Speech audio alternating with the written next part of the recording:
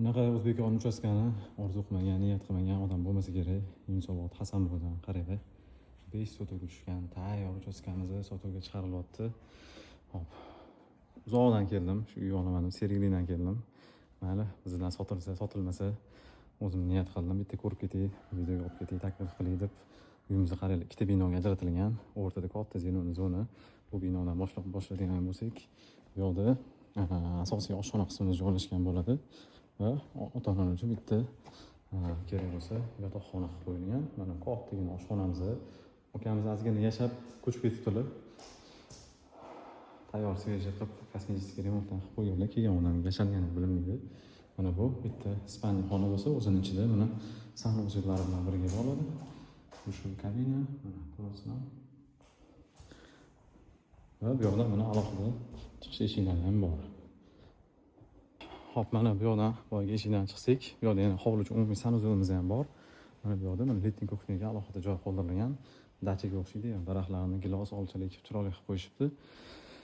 Letning kuxnyasi ham zo'r qilingan ekan, o'zi ham deyarli ishlatilmagan, qaranglar. Oppoqqina o'tiribdi, g'ishlari ham, podolga tushadigan joyi, kotelning uyi ichidan ham kiradigan joylari bor. Hop, bu uyimizga ham bemalol menimcha 2-3 ta oila yashasa ham bo'ladi.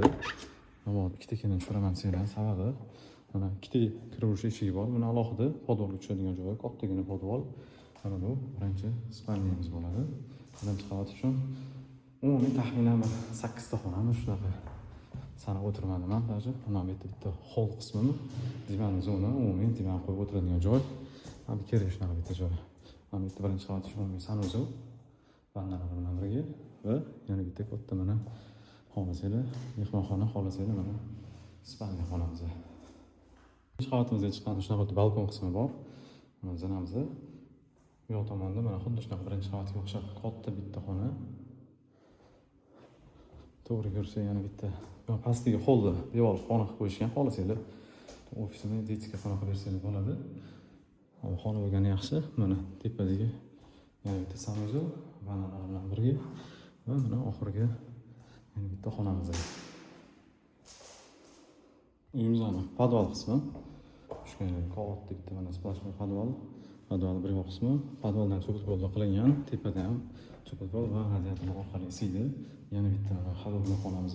Bu yoqda bo'lsa kotelli jihozlar joylashtirilgan. Tashqariga cho'tan chiqib ketsa bo'ladi. Endi uyimizning narxiga keladigan bo'lsak, bu uyimizga egalar tomonidan $210 ming narx so'ralyapti. Juda ham zo'r narx. 5 sotuvli uchastka, ikkita bino tayyor.